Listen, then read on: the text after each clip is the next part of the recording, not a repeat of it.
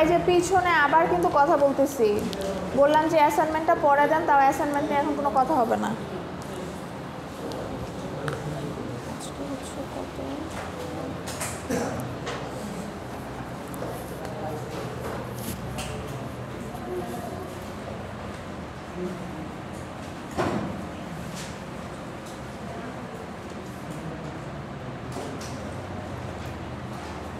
আচ্ছা সবাই একটু খেয়াল করি, হ্যাঁ আমি জাস্ট কন্টেন্টগুলো আপনাদেরকে ওইভাবে বুঝাই দিই।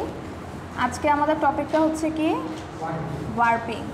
আমরা ফার্স্ট ক্লাসে বলছিলাম না যে আমাদের ফ্যাব্রিক বানানোর জন্য প্রথমত কি করতে হয়, ইয়ার্নটাকে প্রিপেয়ার করে নিতে হয়। ইয়ার্ন প্রিপারেশনের মধ্যে আমাদের এই টার্মগুলো আছে। আমরা ফার্স্টে পড়ছি ওয়াইন্ডিং, এরপর হচ্ছে কি ওয়ার্পিং আর সাইজিং। এগুলা কি, এগুলা হচ্ছে ইয়ার্নটাকে প্রিপেয়ার করা। আমরা জানি যে আমরা ফ্যাব্রিক যে বানাবো, কিসের থেকে ফ্যাব্রিক বানাবো, ইয়ার্ন থেকে ফ্যাব্রিক বানাবো। এখন যে কোনো ইয়ার্ন দিয়ে কি আমি ফ্যাব্রিক বানাতে পারবো না। মিডের আগে আমরা যে সিলেবাসটা করতেছি সেটা হচ্ছে কি ইয়ার্ন প্রিপারেশন, মানে ফ্যাব্রিকটা বানানোর আগে আমি কি কি প্রিপারেশন নেব সেটা। আর মিডের পরে আপনাদের যে সিলেবাসটা সেটা হচ্ছে কি, মনে করেন এই যে প্রসেসিংটা, যে ইয়ার্ন থেকে কিভাবে ফ্যাব্রিক বানাবো সেটা, ঠিক আছে। এখন ওয়াইন্ডিংয়ের মধ্যে আমাদের মেইন টার্মটা কি ছিল, ওয়াইন্ডিংটা কি ছিল, হ্যাঁ সুতা জড়ানো। কোন প্যাকেজ থেকে কোন প্যাকেজে সুতা জড়ানো, মানে স্পিনিং সেকশন থেকে হচ্ছে আমরা যেই প্যাকেজটা পাবো সেটাকে লার্জার একটা প্যাকেজে কনভার্ট করা। ধরেন এটা যদি আমার স্পিনারের একটা প্যাকেজ হয়, এটাকে আমি কি করব, একটা লার্জ প্যাকেজে কনভার্ট করব, তাই না। এটা হচ্ছে ওয়াইন্ডিং। ওয়ার্পিং জিনিসটা কি, ওয়ার্পিং জিনিসটা হচ্ছে ওয়াইন্ডিং থেকে আমরা যে লার্জার প্যাকেজগুলো পেলাম, ঠিক আছে। ধরেন এই যে এই প্যাকেজ অনেকগুলো, এই যে ওয়াইন্ডিং থেকে যে আমরা অনেকগুলো লার্জার প্যাকেজ পেলাম, সেটাকে আমরা কি করব, একটা বড় বিমে কনভার্ট করব, ঠিক আছে। আমরা যে কাপড় বানাই, আমাদের লুমে যে বিম থাকে বা যে ইয়ার্নগুলো থাকে সেগুলোর কি লেন্থ অনেক বেশি থাকে। এখন ছোট প্যাকেজ থেকে যদি আমরা বারবার কনভার্ট করি সেটা অনেক টাইম কনজিউমিং ব্যাপার। তো উইভিংটাকে ফ্যাসিলিটেট করার জন্য আমরা কি করি, মানে কাজের সুবিধার জন্য এটাকে একটা বড় বিমে কনভার্ট করি। তাহলে ওয়ার্পিংটা কি, এখানে দেখেন ডেফিনেশন দেওয়া আছে, winding A part of total number of ends of A warp in full with অনটু A back beam from কোন অর চিজ। মানে হচ্ছে ওয়াইন্ডিংয়ের ক্ষেত্রে আমরা যেই কোন অথবা চিজটা পেলাম সেটাকে যে আমরা কি করলাম, একটা লার্জার ব্যাক বিমে কনভার্ট করলাম, সেটাই হচ্ছে কি ওয়ার্পিং। বুঝতে পারছি। এবং ওয়ার্পিংটা মেনলি করা হয় ওয়ার্প ইয়ার্নের জন্য। এরপরের টপিকগুলো হচ্ছে ইজি, ওগুলা হচ্ছে একদম শর্টলি করে দেওয়া আছে। এখন আমাকে বলেন, ওয়াইন্ডিংয়ে আপনারা যেরকম দেখছিলেন না যে ওয়াইন্ডিংয়ের অবজেক্টস কি, এরকম আমাদের ওয়ার্পিংয়ের কিছু অবজেক্টস আছে। অবজেক্টস মানে কি, উদ্দেশ্য। মানে এই যে আমরা একটা প্যাকেজ পেলাম, এই এতগুলো প্যাকেজ থেকে আবার এটাকে লার্জার প্যাকেজে কেন কনভার্ট করতেছি, কি দরকার, উদ্দেশ্যটা, হ্যাঁ উদ্দেশ্যটা এখানে দেওয়া আছে যে to prepare a beam two make A fabric. প্রথমত আমাদের কাজ হচ্ছে একটা বিম প্রিপেয়ার করা। বিম কোনটা, ওই যে লার্জার যে প্যাকেজটা সেটা। এরপর বলা হচ্ছে two increase the we've ability of fabric. তার মানে আমরা যে ফ্যাব্রিকটা উইভ করব, যেটা যাতে করে সেটাকে আরও ভালোভাবে ফ্যাসিলিটেট করতে পারে। To make a convenient yarn sheet for sizing. আমাদের আজকে আরেকটা ছোট টপিক আছে সাইজিং, যে এবং এটা কিন্তু আপনার কি স্টেপ বাই স্টেপ, আপনি প্রথমে সাইজিং করে পরে কিন্তু ওয়ার্পিং বা পরে ওয়াইন্ডিং করতে পারবেন না। তার মানে আমি ওয়ার্পিংটা করতেছি যাতে করে আমাদের নেক্সট যে প্রসিডিউর আছে সাইজিং, হ্যাঁ সেটা যাতে ভালোভাবে করা যায়। Two facilitate the weaving of complex colour pattern to make reusable small packages. Complex colour pattern যেটা, এটা আমরা একটু পরে দেখবো যে ওয়ার্পিংয়ের বিভিন্ন টাইপস আছে। আপনাদের যে ফ্যাব্রিক কিছু থাকে না, চেক ফ্যাব্রিক, সেগুলো করার জন্য ওয়ার্পিংয়ের সেকশনটা আর কি কনভিনিয়েন্ট হয়। এখন আসি হচ্ছে রিকোয়ারমেন্ট অফ ওয়ার্পিং, মানে ওয়ার্পিং করার জন্য মেইনলি আমাদের কি কি লাগবে। হ্যাঁ, প্রত্যেকটা স্লাইডে কিন্তু মানে টপিকগুলো বড় করে হেডলাইন আকারে দেয়া আছে। সো কোয়েশ্চেন বুঝে অ্যান্সার করবেন। ধরেন চাওয়া হইলো রিকোয়ারমেন্ট, আপনি দিয়ে দিলেন অবজেক্টস, তাহলে কিন্তু হবে না। রিকোয়ারমেন্টসের মধ্যে কী বলা হচ্ছে, to the tension of all own ends must be uniform and possibly constant throughout the withdrawal process. মানে ধরেন এখানে আমরা কি 4টা বা 5টা প্যাকেজ থেকে একটা বড় বিমে কনভার্ট করতেছি। এখন প্রত্যেকটার ক্ষেত্রে যদি একটা প্রপার টেনশন মেনটেন না করে তাহলে কি হবে না, ওয়াইন্ডিংটা কিন্তু প্রপারলি হবে না। ধরেন একটা প্যাকেজ থেকে আমার সুতা যাচ্ছে, ওই সুতাটা একটু লুজলি যাচ্ছে, আরেকটা থেকে যাচ্ছে ওইটা থেকে একটু আরেকটু টাইট যাচ্ছে, তাহলে কি টেনশনটা কিন্তু মেনটেন হচ্ছে না।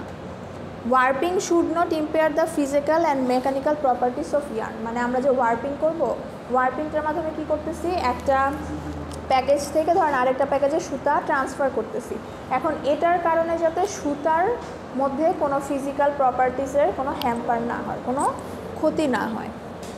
The surface of warping package must be cylindrical. মানে বড় যে প্যাকেজটা আছে সেই প্যাকেজের যে সারফেসটা সেটা কি হবে, সিলিন্ড্রিক্যাল হবে। A predetermined length of yarn should be owned on beam from every package. Production rate of warping as high as possible. এগুলো মানে ইন জেনারেল বাইন্ডিংয়ে যেরকম ছিল কাইন্ড অফ সেরকম। And if possible yarn falls should be remove. মানে আমরা যত প্রসেসিংয়েই যাই না কেন, যেহেতু ইয়ার্নটাকে আমরা কি প্রিপেয়ার করতেছি, দ্যাটস ওয়াই ইয়ার্নের মধ্যে আমার যদি কোনো ফল্ট থাকে প্রত্যেকটা সেকশনে আমার চেষ্টা করতে হবে কি ইয়ার্নের ফল্টটা যাতে রিমুভ করতে পারি।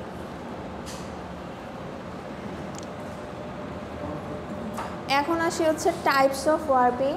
ইন জেনারেলি ওয়ার্পিং হচ্ছে দুই ধরনের, একটা হচ্ছে কি ডিরেক্ট ওয়ার্পিং, হ্যাঁ, আরেকটা হচ্ছে সেকশনাল। ডিরেক্ট ওয়ার্পিংটাকে হাই স্পিড ওয়ার্পিংও বলা হয়। এছাড়াও আমাদের অনেকগুলো ওয়ার্পিং আছে, যেমন হচ্ছে বল ওয়ার্পিং, চেইন ওয়ার্পিং আর ক্রস ওয়ার্পিং। এর মধ্যে বল ওয়ার্পিংটা আর কি ইউজ করা হয় কিসের ক্ষেত্রে, ডেনিমের ক্ষেত্রে। বাট কোর্সের ক্ষেত্রে, কোর্সের জন্য বা আপাতত মিড এক্সামের জন্য আমরা কি করব, শুধুমাত্র ডিরেক্ট আর সেকশনালটা পড়ব। স্লাইডে কিন্তু আপনাদের দেয়া আছে সবগুলো, বল ওয়ার্পিংও দেয়া আছে, কিন্তু ওই যে যেহেতু বললাম মিডের সময়টা কম, সেক্ষেত্রে আমরা ফোকাস করব কোথায়, শুধুমাত্র হাই স্পিড আর সেকশনাল ওয়ার্পিংয়ে। এটা আপনারা একবার পড়বেন, এটা এখানে যে কথাটা লেখা আছে সেটাই হচ্ছে এখানে দেয়া আছে, বাট আলাদাভাবে দেয়া আপনাদের জন্য বুঝতে সুবিধা হবে।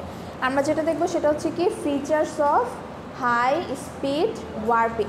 ফিচার্স মানে কি, বৈশিষ্ট্য, তার মানে characteristics of high speed warping অথবা features of high speed warping দুইটাই কি সেম। এখন হাই স্পিড ওয়ার্পিংয়ের আরেকটা নাম কি ছিল, ডিরেক্ট ওয়ার্পিং। সো এখান থেকে আপনারা কিছুটা আইডিয়া পাবেন যে high speed warping is suitable for producing fabric with same colour yarn. তার মানে একই কালারের অথবা সলিড কালারের ইয়ার্ন প্রোডাকশনের জন্য আমরা যে ওয়ার্পিংটা করি সেটা কোনটা, হাই স্পিড অথবা direct warping. Higher amount of yarn is required here and the speed and production of high speed warping is very high and simple flanged beam is used. Simple flanged beam বলতে কি বোঝায়, এই যে এখানে আমরা যে ছবিটা আঁকলাম, ছবিটার মধ্যে কি আছে, ধরেন এরকম একটা সিলিন্ড্রিক্যাল বডি, দুই পাশে এরকম দুইটা ব্যারেল আছে না, তো এই যে অংশটা এটাকে বলা হয় কি ফ্লাঞ্জ।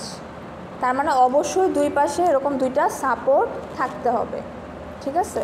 তার মানে হাই স্পিড ওয়ার্পিংয়ের ক্ষেত্রে আমাদের ফিচার্স হচ্ছে এই চারটা, অনেক অল্প অল্প করে দেওয়া আছে কিন্তু স্লাইডে। আমি আপনাদের একটা বইয়ের পিডিএফও আপলোড করে দিব, মানে এগুলার সব ডিটেল টার্ম ওখানে পাবেন। বাট আপাতত মিডের জন্য আপনারা কী করবেন, স্লাইডটা ফলো করবেন। কারো যদি কিউরিসিটি থাকে বা কেউ যদি জানতে চান, সেই ক্ষেত্রে sectional warping, high speed warping বা ওভারঅল ফ্যাব্রিক নিয়ে একটা বইয়ের পিডিএফ আছে অনেক পেজের, ওইটাও আমি আপনাদের পোর্টালে আপলোড করে দেবো, এখনও মনে হয় করা হয়নি। কিন্তু পরীক্ষার জন্য ফলো করবেন কোনগুলো, স্লাইড। আচ্ছা, এখন আসি হচ্ছে features of sectional warping. Sectional warping নাম থেকে কিছুটা আইডিয়া নেওয়া যায় যে এখানে আমাদের কি হবে, সেকশন ওয়াইজ মেনলি আপনার ইয়ার্নটা ওয়াইন্ডিং হয়, এবং প্রথমটা ছিল কিসের জন্য, সেম কালার ইয়ার্ন অথবা সলিড কালার ইয়ার্নের জন্য। আর সেকশনাল ওয়ার্পিংয়ের জিনিসটা হবে কিসের জন্য, হ্যাঁ, এখানে আমাদের কালারের ক্ষেত্রে কিছু ডিফারেন্ট প্যাটার্ন আসবে। যেমন আমরা যদি এক্সাম্পল দেই, সেটা হচ্ছে কি চেক ফেব্রিক থাকে না, যে কয়েকটা ইয়ার্ন একটা নির্দিষ্ট কালার, তারপর আবার কয়েকটা নির্দিষ্ট কালার। সো এই ধরনের ইয়ের ক্ষেত্রে আমরা যে ওয়ার্পিংটা করে থাকি সেটা হচ্ছে sectional warping. Production in sectional warping is slow and it is costly process. নাম থেকে আইডিয়া পাওয়া যায়। প্রথমটা ছিল কি ডিরেক্ট ওয়ার্পিং অথবা হাই স্পিড, মানে ওইটার হচ্ছে স্পিডটা বেশি থাকবে। আর সেকশনালে আমাদের কি করতে হয়, দুইটা সেকশন মেনটেন করতে হয়, দ্যাটস ওয়াই এখানে তুলনামূলকভাবে প্রসেসিংটা আমাদের স্লো হয়। আর in sectional warping tension cannot be kept uniform. আর এখানে আমাদের ট্যাপার্ড ড্রাম ইউজ করতে হয়, সেটা কি আমরা হচ্ছে একটু পরে দেখব। এই স্লাইডে মনে হয় ওটা নাই, দাঁড়ান।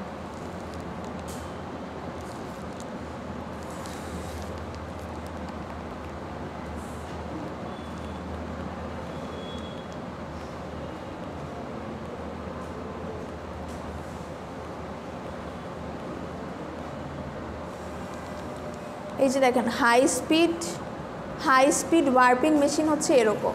এখানে কি হচ্ছে, পিছনের দিকে দেখা যাচ্ছে না অনেকগুলো কোণ অথবা চিজ, ওই কোণ অথবা চিজ থেকে সামনের দিকে কি আছে, বড় একটা বিম আছে, সেখানে ইয়ার্নগুলো জড়াচ্ছে। এবং এখানে কিন্তু মাঝখানে আর কোনো মানে হচ্ছে আমাদের প্যারামিটার্স নাই, ডিরেক্টলি ইয়ার্নটা পেঁচাচ্ছে। এটা হচ্ছে কি হাই স্পিড ওয়ার্পিং অথবা ডিরেক্ট ওয়ার্পিং। আর আমাদের হচ্ছে সেকশনাল ওয়ার্পিংয়ের ক্ষেত্রে আমাদের মেশিনটা অনেকটা এরকম হয়, এবং মাঝখানে যে অংশটা আমরা দেখতে পাচ্ছি সেটাকে বলা হয় ট্যাপার্ড ড্রাম। এই যে সেকশনাল ওয়ার্পিংয়ের লাস্টের দিকে একটা কথা লেখা আছে না, যে tapered drum is used here, তার মানে এটা হয়। এবং এখানে কিন্তু আপনার টেনশনটা প্রপারলি মেনটেন করা হয় না, করা যায় না অ্যাকচুয়ালি। দেখেন ওখানে ট্যাপার্ড ড্রামটা দেখতে কীরকম, এখানে হচ্ছে এক ধরনের বডি, আর এই জায়গাটা হচ্ছে আরেকটু উঁচু। তার মানে প্রত্যেকটা ইয়ার্নের টেনশন কিন্তু আমি কি সেম প্যারামিটারে রাখতে পারবো না। তাহলে এটা গেল সেকশনাল ওয়ার্পিংয়ের ফিচার্স আর হচ্ছে হাই স্পিড ওয়ার্পিংয়ের ফিচার্স। এখন এই দুইটা থেকে বল ওয়ার্পিংটা আপনারা জাস্ট একবার করে দেখবেন। হ্যাঁ, আমি জাস্ট সংক্ষেপে আপনাদেরকে বলে দিই, বল ওয়ার্পিংটা ইউজ হয় কিসের জন্য, আপনাদের ডেনিমের জন্য। হ্যাঁ, ডেনিম ফ্যাব্রিকের জন্য। ডেনিম ফ্যাব্রিকে 2 সেটস অফ ইয়ার্ন থাকে না, একটা হচ্ছে কি ওয়ার্পের ইয়ার্ন আর একটা হচ্ছে ওয়েফটের ইয়ার্ন। ওয়ার্পের ইয়ার্নটা অলওয়েজ থাকে কি কালার, ব্লু, নেভি ব্লু অথবা ইন্ডিগো কালার, আর ওয়েফটের ইয়ার্নটা থাকে কি হোয়াইট কালার। তো এই প্রসেসিং, এখানে মেনলি প্রসেসিংটা দেওয়া আছে, আপনারা সবাই একবার করে পড়ে রাখবেন, পড়লেই বুঝতে পারবেন, কিন্তু পরীক্ষার জন্য আপাতত লাগতেছে। আর তারপর ইম্পর্টেন্ট যেটা, সেটা হচ্ছে এটা। তার মানে একটু আগে আমরা যে জিনিসটা দেখলাম, হাই স্পিড ওয়ার্পিং এবং সেকশনাল ওয়ার্পিংয়ের ফিচার্স, আর এখানে দেওয়া আছে কি ডিফারেন্স। সো যে কোনো একটা পড়লেই কিন্তু আপনাদের দুইটা কাভার আপ হয়ে যাবে। মানে এখান থেকে অবশ্যই কোয়েশ্চেন থাকবে। এখন কোয়েশ্চেন হয় ফিচার্স থাকবে, না হয় কি থাকবে, ডিফারেন্স থাকবে। ফিচার্স তো আমরা জাস্ট কয়েকটা দেখছিলাম, 4-5টার মতো। এখানে আমাদের ডিফারেন্স দেওয়া আছে কয়টা, 8টা। তার মানে এখানে কিছু পয়েন্ট এক্সট্রা আছে। এবং যেই, হ্যাঁ, আপনি চাইলে এখান থেকেও ফিচার্স লিখতে পারবেন। যদি হচ্ছে হাই স্পিড ওয়ার্পিংয়ের ফিচার্স জানতে চাওয়া হয়, যে কোনো এক পাশের যেই প্যারামিটার্সগুলো আছে ওইটা লিখে দিলেই হবে। আর এখানে অ্যাডিশনাল যে ফিচার্সগুলো আছে সেগুলো মুখস্থই করতে হবে, এছাড়া তো কোনো উপায় নেই। মানে যেগুলো বুঝে বুঝে বলার মতন পয়েন্ট সেগুলো পড়বেন, আর বাকিগুলো তো মুখস্থই করতে হবে। যেমন মার্কসের ওপর, যদি 5 মার্কের জন্য আসে 5টা দিবেন, 4 মার্কসের জন্য আসলে 4টা দিবেন, এরকম আর কি। ওই তো যত আমি এখন তো কোয়েশ্চেন আমি নিজেই করি নাই, সো যত মার্কসের জন্য আসবে অত মার্কসের জন্য দিবেন। হ্যাঁ হ্যাঁ, আপনাদের রুটিন হয়ে যাচ্ছে তো, আপনারা জানেন না। 10 মার্কের আসলে কোনো কোয়েশ্চেন আমাদের নাই। হ্যাঁ, আর সব কিছু না এত ইজি না। একাডেমিক ক্যালেন্ডারে তো এরকমই দেওয়া আছে। আপনাদের তো এই সেমিস্টারে মানে মিডের জন্য কয়টা ক্লাস পেলাম আমরা, বেশি ক্লাস পাই না। আজকে 5 নম্বরের ক্লাস।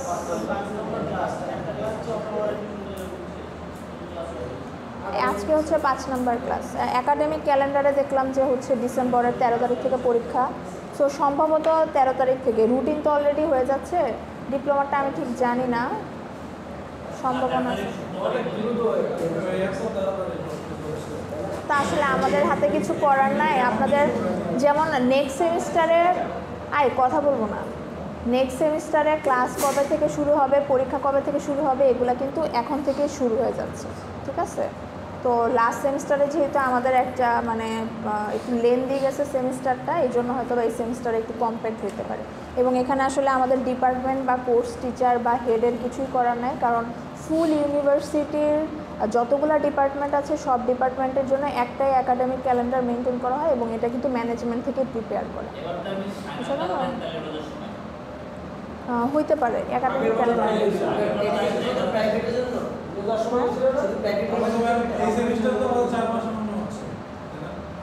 না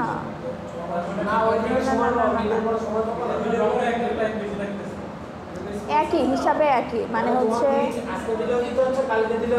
আপনার না সেটা না, ব্যাপারটা হচ্ছে একাডেমিক ক্যালেন্ডারটা কিন্তু প্রিপেয়ার করা হয়েছে লাস্ট সেমিস্টারে। নেক্সট সেমিস্টারে আপনাদের কবে থেকে ক্লাস হবে, কবে এক্সাম হবে সেটা কিন্তু এই সেমিস্টারে প্রিপেয়ার করা হবে, বোঝা গেল? কিন্তু লাস্ট সেমিস্টারে আপনাদের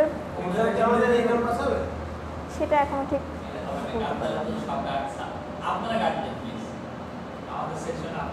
এখন অনেক কিছু আনসার্টেনিটির মতো, কারণ হচ্ছে যেহেতু বিল্ডিং শিফট হয়েছে আবার এক্সাম কন্ট্রোলার এখানে, সো অনেক ইস্যুস আছে। ম্যাক্সিমাম প্রবলেম ইংলিশ ডিপার্টমেন্টে খুবই মানে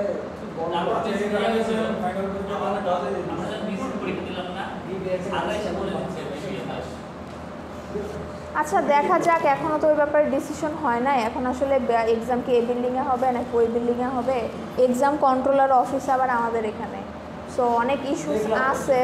এখনও কোনো নোটিশ আমরা পাই নাই, পাইলে অবশ্যই আপনাদেরকে জানানো হবে, ঠিক আছে? তো আপাতত ওগুলো নিয়ে টেনশন করেন না। হ্যাঁ, এটা তো আমরা নিজেরাও ফিল করতেছি যে মানে এত কম সময়ে আসলে একটা সিলেবাস কমপ্লিট করা অনেক টাফ হয়ে যায়। এখন যেহেতু সব ডিপার্টমেন্টেরই পরীক্ষা হচ্ছে, এখানে তো আসলে কিছু নেই, যদি শুধুমাত্র টেক্সটাইল। হ্যাঁ, এখন এটা আসলে আপনাদের মানে কি বলে, আপনাদের প্রেশার যে ব্যাপারটা এরকম না, হয়তো বা আপনাদের জন্য নিজেদের মধ্যে কথা বলবো না, এটাই বলতেছি যে হয়তো বা আপনাদের মিডের সিলেবাসটুকু কম হবে, বাট আপনাদের একটা কোর্সে যা শেখার দরকার আপনারা তাই শিখবেন, কিন্তু ওই যে টাইমিংটা হয়তো বা একটু হবে। আবার এবারে ফাইনালের সময় মনে হয় আপনাদের থাকবে, রোজা থাকবে, তারপরে ফাইনাল থাকবে, ঈদ থাকবে, এটা প্রত্যেক বছরই থাকবে। এখন কি বছর থেকে আপনি এই দিনগুলো বাদ দিতে পারবেন? এটা প্রত্যেক সেমিস্টারেই থাকবে, যেহেতু আপনাদের 6 মাসের সেমিস্টার, সো এক সেমিস্টারে এই প্যারাটা থাকবে। রোজা আর ঈদ তো আমরা আমাদের বছর থেকে বাদ দিতে পারবো না, পারবো কি?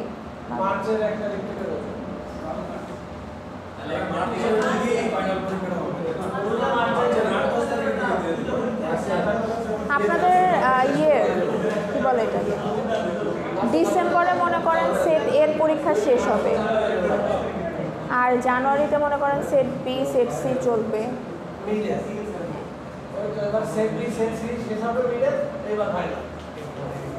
আচ্ছা যাই হোক, ওগুলো নিয়ে আমরা টেনশন না করে আমরা আমাদের কোর্সে ফিরে আসি। পিছনে কথা বলবো না। ফিচার্সটা পড়েন তো, দেখেন তো কোন পয়েন্টটা বুঝেন না। সবগুলোই বোঝার মতো, বাট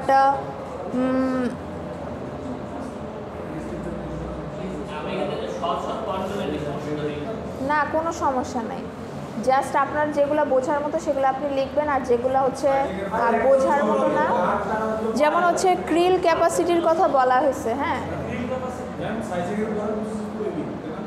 হ্যাঁ, যেহেতু এখানে ক্রিল ক্যাপাসিটির কথা বলা হয়েছে, এটা তো আর আপনার বোঝার কিছু না, এটা মুখস্থই করতে হবে। সো এটাই বললাম যে পয়েন্টগুলো আপনাদের কাছে ইজি মনে হবে আপনারা সেগুলোই দিবে। এখানে তো আর আমি ধরে বেঁধে দিব না যে 1 নাম্বার 3 নাম্বার 6 নাম্বার পয়েন্ট লিখেন, আমি হয়তো বা হ্যাঁ পারবেন। ক্রিল ক্যাপাসিটি মানে হচ্ছে এই যে আপনার প্যাকেজগুলো আছে না, সেই প্যাকেজের ক্যাপাসিটিটা। হ্যাঁ, এটাতে হবে বেশি, ক্রিল ক্যাপাসিটিটা বেশি।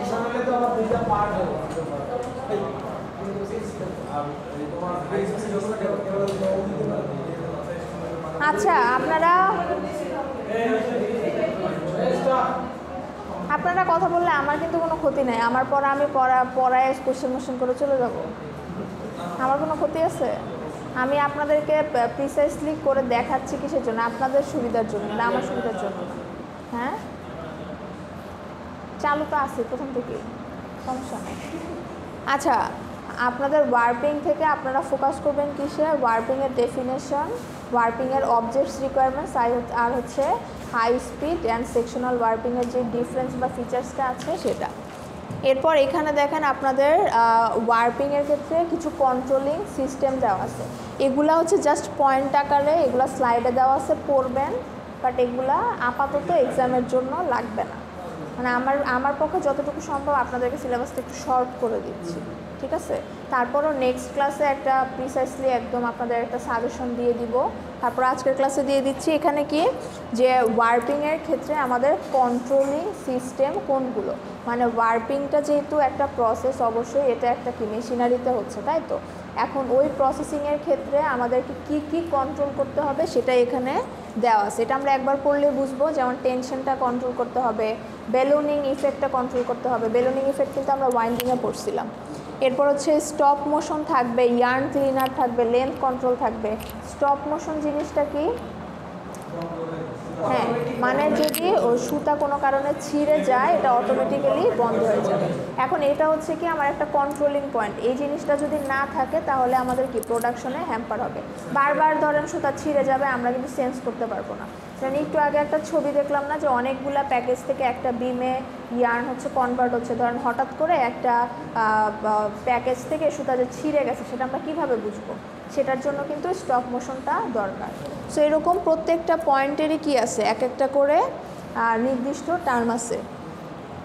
প্রপার ইয়ার্ন ডেন্সিটি থাকতে হবে, স্ট্যাটিক ইলেকট্রিসিটিটা কন্ট্রোল করতে হবে। স্ট্যাটিক ইলেকট্রিসিটি কি?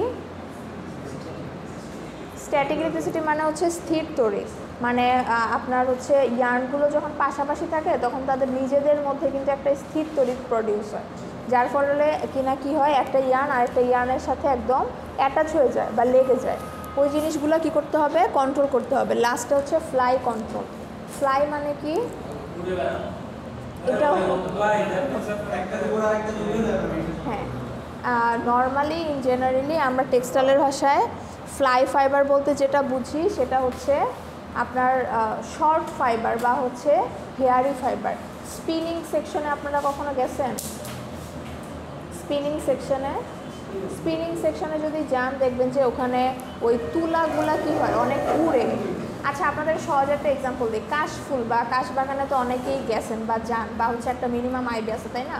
ওখানে গেলে কি দেখবেন, একদম ছোট ছোট কাশফুলের আঁশগুলা মাথায় লেগে যায়, তারপরে হচ্ছে জামায় লেগে যায়, তাই না? এই জিনিসগুলোকে বলা হয় কি ফ্লাই ফাইবার।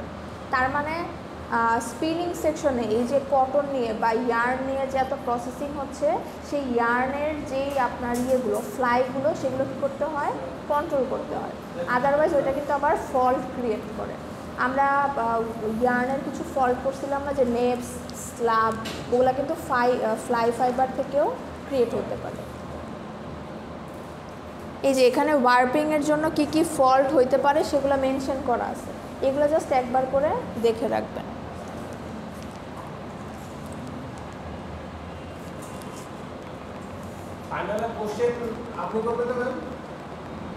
না,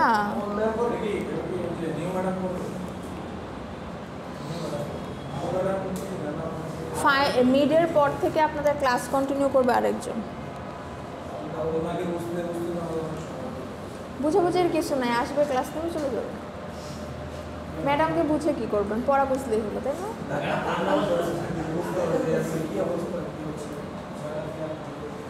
সমস্যা নাই, এই কয়েকদিনে আসবে তো ইয়ে হয়ে যাবে, ওইটা নিয়ে এত কিছু নিয়ে টেনশন করলে হবে না। আপনারা যখন নতুন আসছেন প্রত্যেক সেমিস্টারেই দেখবেন যে নতুন টিচার, নতুন সাবজেক্ট, অ্যাডজাস্ট করে নিতে হবে না, ওটা তো সমস্যা না, ঠিক আছে? আচ্ছা, এখন আসেন হচ্ছে সাইজিংয়ে। সাইজিং নিয়ে কি কারো কোনো আইডিয়া আছে?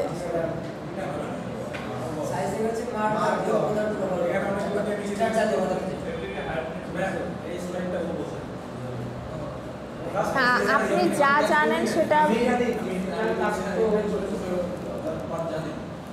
আচ্ছা ঠিক আছে, যার যেটা জানার সে যেটা জানে, সে সেটা জানে। আমি হচ্ছে আমার দিক থেকে কিছুটা এক্সপ্লেন করে দিই। সাইজিংয়ের ক্ষেত্রে আপনাদের প্রথমে এখানে যেটা বলা আছে দেখেন, the method of applying a gelatinous film forming substance of starch on warp yarn before weaving is called sizing. মানে অনেক বড় একটা ডেফিনেশন, তাই না? কিন্তু আপনারা হচ্ছে 3টা জিনিস মনে রাখবেন, মানে সাইজিংটা বোঝার জন্য কি করবেন, 3টা জিনিস মনে রাখবেন। কি কি? প্রথম পয়েন্ট হচ্ছে সাইজিংটা করা হয় শুধুমাত্র ওয়ার্প ইয়ার্নে। ওয়ার্প ইয়ার্নে আমরা কি করব, একটা কোটিং অ্যাপ্লাই করব। কিসের কোটিং সেটা পরের ব্যাপার, বাট মাথায় রাখবেন যে আমরা সাইজিংটা করব কোথায়, ওয়ার্প ইয়ার্নে, এবং কি করব, একটা কোটিং অ্যাপ্লাই করব। কেন করব? যাতে করে ইয়ার্নের স্ট্রেংথটা বৃদ্ধি পায়। ঠিক আছে, এই 3টা পয়েন্ট যদি আপনি মাথায় রাখেন, এখন আপনি সাইজিংয়ের ডেফিনেশনটা নিজের মতো করে দেন, স্লাইড থেকে হুবহু লিখতে হবে এরকম কোনো কথা নেই। তার মানে সাইজিংটা কি? বেসিক্যালি সাইজিং হচ্ছে আমাদের একটা প্রসেস, যেটা আমরা কি করি, উইভিংয়ের আগে করি। এই যে আমরা মিডে যা কিছুই পড়তেছি সেটা কি, সেটা হচ্ছে কাপড়টা তৈরি করার জন্য ইয়ার্নগুলোকে মানে প্রিপেয়ার করা। ঠিক আছে, কাপড়টা প্রডিউস করার জন্য ইয়ার্নগুলোকে তৈরি করা। এখন ইয়ার্নের ক্ষেত্রে আমরা যেটা বলতেছি, সাইজিং হচ্ছে এমন একটা প্রসেস যেটার মাধ্যমে আমরা কি করতেছি, ওয়ার্পের ইয়ার্নের ওপর একটা অ্যাডিশনাল ম্যাটেরিয়াল দিয়ে কোটিং করতেছি। এখন যে জিনিসটা দিয়ে কোটিং করতেছি সেটার নাম কি, সেটার নাম হচ্ছে সাইজিং ম্যাটেরিয়াল অথবা সাইজ ম্যাটেরিয়াল, যেটাকে আমরা বলি যে স্টার্চ জাতীয় ম্যাটেরিয়াল। যেমন একজন এক্সাম্পল দিল কি, ভাতের মাড়। এখন আমরা তো আর পরীক্ষায় ভাতের মাড় লিখতে পারবো না, আমাদের কি লিখতে হবে, স্টার্চ জাতীয় ম্যাটেরিয়াল দিয়ে ওপরে কোট অ্যাপ্লাই করা। এখন কথা হচ্ছে যে ইয়ার্ন তো ইয়ার্ন দিয়ে আমি ফ্যাব্রিক বানাবো, ওর ওপরে আবার কোট অ্যাপ্লাই কেন করতেছি, যাতে করে ইয়ার্নের স্ট্রেংথটা বৃদ্ধি পায়। এখন ধরেন এটা যদি আপনার ইয়ার্ন হয়, যদিও এটা ইয়ার্ন না, ইয়ার্ন কি আরও সূক্ষ্ম হয়, তাই না? এখন ইয়ার্ন দিয়ে যে আমি কাপড় বানাবো, কিভাবে বানাবো? ও কি বসে থাকবে আর অটোমেটিক্যালি কাপড় হয়ে যাবে? না, ও কিন্তু মেশিনের মধ্য দিয়ে কি হবে, পাস করবে। এখন ধরেন এটা যদি আমার মেশিন হয়, ও যদি এটার মধ্যে দিয়ে এভাবে যায়, এটার উপর কি একটা স্ট্রেস পড়তেছে না? এবং ওয়ার্পের ইয়ার্ন কিন্তু লুমের মধ্যে সব থেকে বেশি টেনশন এবং স্ট্রেসের মধ্যে থাকে। ঠিক আছে, এবং এই যে ইয়ার্নগুলো সেগুলো পাস হয় কিসের মধ্য দিয়ে, বিভিন্ন পার্টসের মধ্য দিয়ে। এখন সেই পার্টসগুলো কি দিয়ে বানানো, তুলা দিয়ে বানানো, রাবার দিয়ে বানানো না, লোহা মানে মেটাল পার্টস অথবা কাঠের কোনো পার্টস দিয়ে বানানো। এখন মনে করেন সুতা তো আমরা যদি একটু জোরে টান দিই সেটাতেই কি ছিঁড়ে যাওয়ার পসিবিলিটি থাকে। সেই জায়গায় সুতা যদি এতগুলা পার্টসের মধ্য দিয়ে যায় তখন কি হয়, আস্তে আস্তে এটার স্ট্রেংথটা, হ্যাঁ, ফ্রিকশনের কারণে আপনার হচ্ছে এটার স্ট্রেংথটা কমে যায়। এই জন্য সুতা যাতে ছিঁড়ে না যায়, এটার স্ট্রেংথটাকে বাড়ানোর জন্য আমরা কি করি, উপরে একটা কোটিং অ্যাপ্লাই করি। তার মানে সাইজিং জিনিসটাকে আমরা বুঝলাম। সাইজিং মানে কিন্তু এটা না যে আমি ইয়ার্ন কেটে কেটে সাইজ করব। সাইজিং মানে হচ্ছে আমি ইয়ার্নের ওপর একটা সাইজ ম্যাটেরিয়াল দিয়ে কোটিং দিব। ঠিক আছে, প্রসেসটা কি বুঝছি? আমি জাস্ট আপনাদেরকে প্রসেসটা বুঝিয়ে দিচ্ছি, স্লাইড একবার পড়লেই আপনারা বুঝতে পারবেন। এখন আসি হচ্ছে অবজেক্টস। এখন এতগুলা যে কথা বললাম না, এগুলা কিন্তু অলরেডি অবজেক্টসে চলে আসছে। প্রথমটাই কি বলছে দেখেন, to protect the yarn from abrasion. Abrasion মানে কি, ঘর্ষণ বা হচ্ছে ফ্রিকশন। সো আপনারা চাইলে এখানে অ্যাব্রাশন না লিখে কিন্তু ফ্রিকশনও লিখতে পারেন। আমাদের সাইজিংয়ের মেন উদ্দেশ্যটা হচ্ছে কি, ইয়ার্নটাকে ঘর্ষণ থেকে প্রোটেক্ট করা, ইয়ার্নটাকে ফ্রিকশন থেকে প্রোটেক্ট করা। With heald eye backrest reed during weaving. So এখানে যে ওয়ার্ডগুলো দেখতেছেন সেগুলো একটু নতুন লাগতে পারে, ওগুলো চাইলে স্কিপ করতে পারেন। হিল ডাই, রিড আর ব্যাকরেস্ট এগুলো কি, এগুলো হচ্ছে লুমের বিভিন্ন পার্টস। ওই যে শাটেল, আপনারা হয়তো বা বাংলায় পড়ে আসছেন না, মানে এক্স্যাক্ট বাংলা টার্মটা আমি জানি না। মাকু, হ্যাঁ। তারপর রিডের বাংলা কি, রিড। রিড হচ্ছে যেটা আর কি আপনার সুতাটাকে ওই যে বাড়ি দিয়ে অ্যাডজাস্ট করে দেয়। আচ্ছা যাই হোক, মানে বাংলা টার্মগুলোর সাথে হয়তো বা আপনারা একটু পরিচিত থাকতে পারেন। সো এখানে পার্টসের নাম না লিখলে কোনো সমস্যা নাই। আপনার এখানে মেন উদ্দেশ্যটা হচ্ছে কি, ওই যে বিভিন্ন পার্টসের সাথে যে ফ্রিকশন হয় সেখান থেকে ইয়ার্নটাকে, হ্যাঁ, সেটা থেকে ইয়ার্নটাকে প্রোটেক্ট করা। আচ্ছা, এরপরে বলা হচ্ছে কি, to improve the breaking strength of cellulosic yarn, মানে ইয়ার্নের স্ট্রেংথটাকে বাড়ানো। To increase the yarn smoothness, ইয়ার্নটা যখন আপনার বিভিন্ন পার্টসের মধ্যে দিয়ে যাবে, ইয়ার্নের মধ্যে ফ্রিকশন হবে, তখন ইয়ার্নের মধ্যে কি, হ্যাঁ ইয়ার্নের মধ্যে আপনার কিন্তু হেয়ারি ফাইবার প্রডিউস হয়। সো এটার উপর আমি যদি কোটিং অ্যাপ্লাই করি এটার হ্যাঁ, তাহলে আমাদের ইয়ার্নের উপর কোটিংয়ের জন্য এটা কী করবে, স্মুথলি রান হবে। তারপর ইয়ার্নের হেয়ারিনেসটা কমবে, ইয়ার্নের ক্ষেত্রে এটার স্টিফনেস মানে এটার যে স্ট্রেংথটা সেটা বৃদ্ধি পাবে। To hinder generation of static electricity, তার মানে আমাদের ইয়ার্নগুলো পাশাপাশি থাকলে যে একটা স্ট্যাটিক ইলেকট্রিসিটি প্রডিউস হয়, ইয়ার্নের উপরে যদি আমার কি থাকে, কোটিং থাকে, সেক্ষেত্রে এই স্ট্যাটিক ইলেকট্রিসিটিটা কম প্রডিউস হবে। আর লাস্টে হচ্ছে কি ইনক্রিজ ইয়ার্ন ওয়েট, যেহেতু আমি এই ইয়ার্নের উপরে আলাদা একটা কোট অ্যাপ্লাই করতেছি, অবশ্যই কি ইয়ার্নের যে ভরটা ছিল আগে সেটার তুলনায় ইয়ার্নের ভরটা বৃদ্ধি পাবে। বুঝতে পারছি এতটুকু? আচ্ছা, এই দুইটা কিন্তু কাইন্ড অফ সেম পয়েন্ট, ঠিক আছে। এখানে কি দেওয়া আছে দেখেন তো পয়েন্টটা, technology changes due to sizing, মানে সাইজিংয়ের ফলে আমার কি কি চেঞ্জ হচ্ছে, কি কি চেঞ্জ হয়। এখানে জাস্ট 2 দিয়ে লেখা ছিল, এখানে কি 2 ছাড়া, সেম জিনিসই দেখেন, increase in stiffness, increase in frictional resistance. Frictional resistance মানে কি, রেজিস্ট্যান্স মানে কি বাধা দেওয়া, আর ফ্রিকশন মানে তো হচ্ছে ঘর্ষণ, তার মানে ফ্রিকশনাল রেজিস্ট্যান্সটা কী হবে, ইনক্রিজ করবে। তারপর হচ্ছে ইয়ার্নের ডায়ামিটারটা বৃদ্ধি পাবে, ইয়ার্নের হেয়ারিনেস কমবে, স্ট্যাটিক ইলেকট্রিসিটিটা কমে যাবে, তারপর হচ্ছে আমাদের ব্রেকিং স্ট্রেংথটা কী হবে, ইনক্রিজ হবে। তার মানে এই দুইটা জিনিস সেমই। আচ্ছা, এটা আপনাদের মিডের জন্য লাগবে না, বাট আমি একটু বলে দিই ইয়েটা, যে সাইজ টেক আপ পার্সেন্টেজ বলতে কি বোঝায় জানেন? সাইজ জিনিসটা কি, সাইজ মানে হচ্ছে যে ম্যাটেরিয়ালটা আর কি আমি এটার উপরে অ্যাপ্লাই করতেছি। এখন ধরেন ইয়ার্নের ওপরে আমি হচ্ছে একটা জিনিস দিয়ে কোটিং দিব, এখন ইয়ার্ন ওই ম্যাটেরিয়ালটাকে কতটুকু অ্যাবজর্ব করবে, তাই না? এখন ওই ম্যাটেরিয়ালটাকে কতটুকু অ্যাবজর্ব করবে সেটা ডিপেন্ড করবে কি কিছু প্যারামিটারের ওপর, সেই প্যারামিটারগুলো এখানে দেওয়া আছে। ধরেন ইয়ার্নের কাউন্ট যদি বেশি হয় সেটা একরকম অ্যাবজর্ব করবে, আবার আমাদের সাইজ ম্যাটেরিয়ালের ভিসকোসিটি মানে কি, ধরেন যেই ম্যাটেরিয়ালটা দিয়ে আমি কোট অ্যাপ্লাই করতেছি সেটা যদি পাতলা হয় সেটা একরকম অ্যাবজর্ব করবে, সেটা যদি আরও বেশি থিক হয় মানে কনসেন্ট্রেশন বেশি হয় সেটা কিন্তু আরেকভাবে অ্যাবজর্ব করবে। তারপর হচ্ছে আমাদের প্রেশার অফ স্কুইজিং রোলার, মানে আমরা যে সাইজিং করব অবশ্যই এটা কি একটা রোলারের মধ্যে দিয়ে পাস হবে।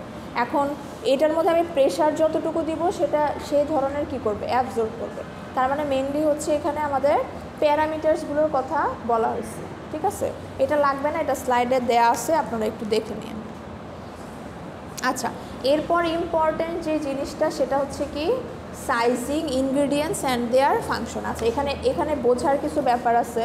ধরেন হচ্ছে যে আপনার সাইজিং জিনিসটা আমি কি বললাম, হ্যাঁ স্টার্চ জাতীয় ম্যাটেরিয়াল অথবা সাইজিং ম্যাটেরিয়াল দিয়ে ইয়ার্নের ওপর কোট অ্যাপ্লাই করা, তাই না?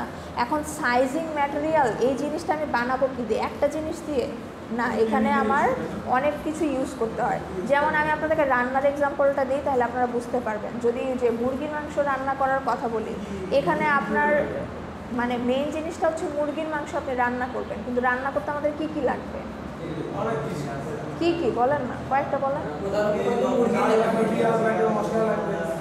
হ্যাঁ, এই যে আদা রসুন পেঁয়াজ মশলা, তারপর তেল লবণ, মুরগি তো অবশ্যই লাগবে, বাট এই জিনিসগুলো লাগবে, তাই না? কিন্তু এই জিনিসগুলো ছাড়া কি আপনি রাঁধতে পারবেন? না, পারবেন, কিন্তু ওটা তো খাওয়ার মতন অবস্থায় থাকবে না। তার মানে সাইজিং ম্যাটেরিয়ালটা হচ্ছে এরকম যে আমি যে সাইজিং ম্যাটেরিয়ালটা দিয়ে যে কোটিং করব বা হচ্ছে অ্যাপ্লাই করব, সেখানে সাইজ ম্যাটেরিয়াল অবশ্যই থাকবে, পাশাপাশি জিনিসটাকে প্রপারলি যাতে আমরা হচ্ছে সাইজিং করতে পারি সেজন্য আরও কি থাকবে, অ্যাডিশনাল কিছু আপনার ইনগ্রিডিয়েন্টস থাকবে।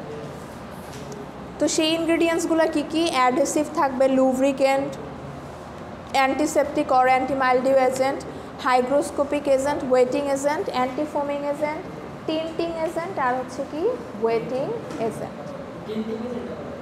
আমি প্রত্যেকটাই দেখাই দিচ্ছি। এখন আপনাদের কি লাগবে পরীক্ষার জন্য, পরীক্ষার জন্য লাগবে হচ্ছে এই ইনগ্রিডিয়েন্টসগুলোর নাম আর হচ্ছে ফাংশন। প্রত্যেকটারই আলাদা আলাদা কিছু কাজ আছে। আচ্ছা, প্রথম এই সামনের বেঞ্চে কথা বলবো না। প্রথম পয়েন্টটা কি, অ্যাডহেসিভ। অ্যাডহেসিভের ক্ষেত্রে এখানে কিছু আপনার এক্সাম্পল দেওয়া আছে, সবগুলো এক্সামে করতে হবে এরকম না, যে কোনো একটা মনে রাখলেই হবে। যেমন স্টার্চ জাতীয় যে ম্যাটেরিয়ালটা, মানে মেইন যে ইনগ্রেডিয়েন্ট, সেটাই হচ্ছে কি অ্যাডহেসিভ। এবং এটার কাজ কি, অ্যাডহেসিভটার কাজ কি? অ্যাডহেসিভটার কাজ হচ্ছে এটা আমার স্ট্রেংথটাকে বাড়াবে এবং স্মুথনেসটাকে ইমপ্রুভ করবে। আচ্ছা, এরপর আসে হচ্ছে কি লুব্রিকেন্টস অর সফেনার। লুব্রিকেন্টস বলতে কি বোঝায়? লুব্রিকেন্ট মানে হচ্ছে অয়েলি ম্যাটেরিয়াল, আর সফেনার মানে হচ্ছে এমন একটা ম্যাটেরিয়াল যেটা কিনা সফট করবে। তাহলে লুব্রিকেন্ট হিসেবে এখানে আমরা এই জিনিসগুলো ইউজ করতে পারি। কিন্তু লুব্রিকেন্টসের মেন কাজটা কি, to make the yarn soft and slippery. যেহেতু ইয়ার্নটা আমার কি হবে, পাস হবে, মানে অনেকগুলা ডিফারেন্ট পার্টসের মধ্য দিয়ে কী করবে, এটা যেতে থাকবে। সো এটার যে সারফেসটা আছে সেটা যদি স্লিপারি না হয় তখনই কি হবে, ফ্রিকশনটা বেশি হবে এবং ইয়ার্নটা ভেঙে যাওয়ার একটা পসিবিলিটি থাকবে। তার মানে ইয়ার্নের সারফেসটাকে একটু স্লিপারি করার জন্য আমরা কি করব, লুব্রিক্যান্ট ইউজ করব, যাতে করে এটা তুলনামূলকভাবে একটু ফ্লেক্সিবল হয় এবং ফ্রিকশনটা কম হয়। যদি এখানে কিন্তু এরকম না যে আমি একদম তেলের মধ্যে চুবায়ে তারপরে ইয়ার্নটাকে পাস করব। এখানে সাইজিং ম্যাটেরিয়াল, মানে যে ম্যাটেরিয়ালটা আমরা প্রিপেয়ার করতেছি সেখানে হয়তো বা কয়েক ড্রপ আমি কি করব, লুব্রিক্যান্ট দিব। ঠিক আছে। আচ্ছা, এরপরে হচ্ছে অ্যান্টিসেপটিক অর অ্যান্টি মাইল্ডিউ এজেন্ট। এখন কথা হচ্ছে যে এই জিনিসগুলো যে হবে প্রত্যেকটাই কি, মানে কোন সিচুয়েশন হবে যেখানে কিনা ইয়ার্নগুলো ওয়েট অবস্থায় থাকবে, ভেজা অবস্থায় থাকবে। এখন সুতাটা কি সেলুলোজিক ইয়ার্ন না, মানে সেলুলোজিক ম্যাটেরিয়াল। অনেক দিন যদি আপনি একটা কাপড় ভিজায় রাখেন কি হবে, কাপড়টা একটু গন্ধ হয়ে যাবে, এটার মধ্যে ছত্রাক বা ব্যাকটেরিয়া জন্মাবে, তাই না?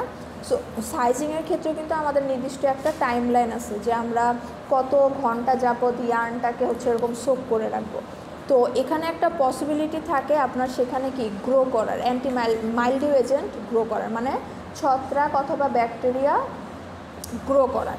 তো যাতে গ্রো না করে সেজন্য আমরা কি করব, আগে থেকেই সাইজিং ম্যাটেরিয়ালের মধ্যে এই ধরনের এজেন্ট ইউজ করব, অ্যান্টিসেপটিক অথবা অ্যান্টি মাইল্ডিউ এজেন্ট ইউজ করব। কেন? যাতে করে টু প্রিভেন্ট মাইল্ডিউ ফর্মেশন, মানে যাতে করে এই ধরনের কোনো ফর্মেশন না হয়। To protect yarn from bacteria and fungus, তার মানে ব্যাকটেরিয়া অথবা ফাঙ্গাস থেকে ইয়ার্নটাকে প্রোটেক্ট করার জন্য। এখানে কিন্তু সংক্ষেপে দেওয়া আছে, আপনারা এইভাবেই দিবেন। ঠিক আছে। সেম যদি 5 মার্কের জন্য বা 6 মার্কের জন্য যাওয়া হয়, এখানে তো সবগুলা বর্ণনা দেওয়া আছে, আপনি যে কোনো 5টা দিলেই হবে, মার্কসের উপর ডিপেন্ড করে। আচ্ছা, হাইগ্রোস্কোপিক এজেন্ট। হাইগ্রোস্কোপিক এজেন্টের একটা এক্সাম্পল দিয়ে যদি বলি তাহলে ভালো বুঝতে পারবেন, সেটা হচ্ছে গ্লিসারিন। গ্লিসারিন আমরা নিজেরা পার্সোনালি ইউজ করি না, কখন ইউজ করি, শীতকালে। শীতকালে কেন ইউজ করি, স্কিনটা যখন অনেক বেশি ড্রাই হয়ে যায় তখন আমরা কি করি, গ্লিসারিন ইউজ করি, যাতে করে মানে স্কিনের মধ্যে তার আর্দ্রতা বা হচ্ছে ময়েশ্চারটা বজায় থাকে।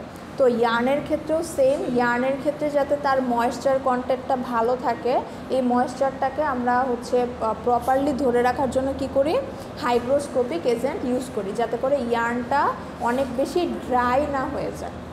যেমন ধরেন স্টার্চ বা সাইজিংয়ের একটা এক্সাম্পল যদি দেই, নর্মালি কিন্তু অনেক কাপড়েই মার্ক দেওয়া হয়, তাই না?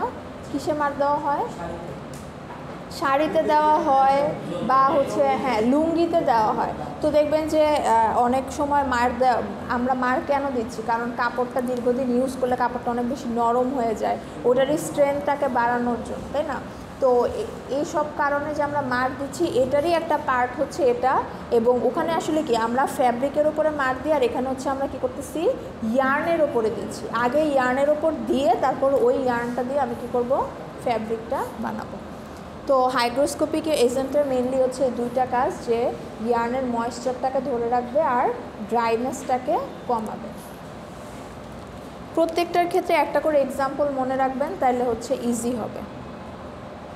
আচ্ছা, এরপর আসে হচ্ছে ওয়েটিং এজেন্ট। এখানে কিন্তু দুইটা ওয়েটিং এজেন্ট আছে, বানানটা একটু খেয়াল রাখবেন। হ্যাঁ, 5 নাম্বারটাতে কি লেখা আছে, WEIGST। এই ওয়েট মানে কি, ওজন বা হচ্ছে ভর। তার মানে এই জিনিসটা আমি যদি ইউজ করি তাহলে কি হবে, আমাদের ইয়ার্নের ওজনটা বৃদ্ধি পাবে। আরেকটা ওয়েটিং এজেন্ট আছে দেখেন 7 নাম্বারে, WETT। এই ওয়েট মানে কি WET ভেজা। তো আপনারা ওয়েট প্রসেসিং করছেন না, ওয়েট প্রসেসিং 1, ওয়েট প্রসেসিং 1-এ কিন্তু আপনাদের একটা ওয়েটিং এজেন্টের টার্ম আছে। ওয়েটিং এজেন্টের কাজ কি? ওয়েটিং এজেন্টের কাজ হচ্ছে যে যাতে করে ইউনিফর্ম ডিস্ট্রিবিউশন হয়। এখানে দেখেন আমরা কিন্তু একটা না অনেকগুলো ইনগ্রিডিয়েন্টস ইউজ করতেছি। সো এতগুলো ইনগ্রিডিয়েন্টস যে ইউজ করতেছি এই প্রত্যেকটা যাতে ইউনিফর্মলি আমার ইয়ার্নের মধ্যে ডিস্ট্রিবিউট হয়, এটার জন্য আমরা যে এজেন্টটা ইউজ করি সেটা হচ্ছে কি এই ওয়েটিং এজেন্ট। আর একটু আগে যে ওয়েটিং এজেন্টটা দেখলাম সেটা কোনটা? সুতার ওজনটা বৃদ্ধি পাওয়ার জন্য। আচ্ছা, টিন্টিং এজেন্ট, একজন কোয়েশ্চেন করছিল টিন্টিং এজেন্ট নিয়ে। টিন্টিং এজেন্টটা আসলে কিছুই না, আমরা হচ্ছে কাপড়ে নীল ইউজ করি না। কখন নীল ইউজ করি? মানে ফ্যাব্রিকের কালারটাকে উজ্জ্বল রাখার জন্য। এখন নর্মালি আমাদের ইয়ার্নের কালারটা কি হয়? গ্রে হয়, তাই না? গ্রে কালার হয়। তো টিন্টিং এজেন্ট ইউজ করার ফলে ইয়ার্নের মানে কালারের যে ব্রাইটনেসটা সেটা বৃদ্ধি পাবে। তো সাইজিং ম্যাটেরিয়ালে আমরা কি করতে পারি? টিন্টিং এজেন্ট ইউজ করতে পারি এবং ইয়ার্নের যে একটা নিজস্ব কালার থাকে গ্রে বা ইয়েলোইশ কালার, সেটা কি হয়? কমে যায় ব্লু ইউজ করলে। এটাই হচ্ছে টিন্টিং এজেন্ট। আর লাস্টে আসতে হচ্ছে আপনাদের কি অ্যান্টি ফোমিং এজেন্ট। ফোম মানে কি? ফেনা। হ্যাঁ, এখন ধরেন আমরা যে এতগুলা কেমিক্যাল বা ইনগ্রেডিয়েন্টস ইউজ করতেছি, এখানে অটোমেটিক্যালি কি হয়? একটা ফোম ক্রিয়েট, হ্যাঁ ফোমিং হয় অথবা ফোম ক্রিয়েট হতে পারে। তো যদি একটা মানে ধরেন যে জিনিসটা দিয়ে আমি কোট অ্যাপ্লাই করব, সেটা যদি এরকম ফেনা ফেনা হয় তাহলে কোটটা কি প্রপারলি হবে? হবে না। সেই ইনগ্রেডিয়েন্টসটা বা সেই ম্যাটেরিয়ালটাকে আমার কি হইতে হবে? স্মুথ হইতে হবে। তো ফোম তো অবশ্যই ক্রিয়েট হবে, কারণ এখানে আমরা অনেকগুলো ইনগ্রেডিয়েন্টস একসাথে ইউজ করতেছি। যাতে করে এই ফোমটা ক্রিয়েট না হয় এজন্য আমরা কি করি? ওখানে কয়েক ড্রপ অ্যান্টি ফোমিং এজেন্ট ইউজ করি। কেন ইউজ করি? To prevent foam formation. বুঝতে পারছেন? কারো কোনো কোয়েশ্চেন? আপনাদের হচ্ছে যেটা বললাম যে আমি স্লাইডগুলো হয়তো বা আজকে পারবো না, কালকে আপলোড করে দিব। আর তারপরে আপনারা বাসায় একটু স্টাডি করেন। ইনশাল্লাহ নেক্সট সপ্তাহে একটা রিভিউ প্লাস হচ্ছে সাজেশন দিয়ে দেওয়ার চেষ্টা করব। সেই ক্ষেত্রে কারো যদি কোনো কোয়েশ্চেন থাকে ওই ক্লাসে আমরা সলভ করব, ঠিক আছে? আর অ্যাসাইনমেন্ট যারা আনছেন ওই একসাথে করে একজন একটু ডেস্কে দিয়ে আসেন।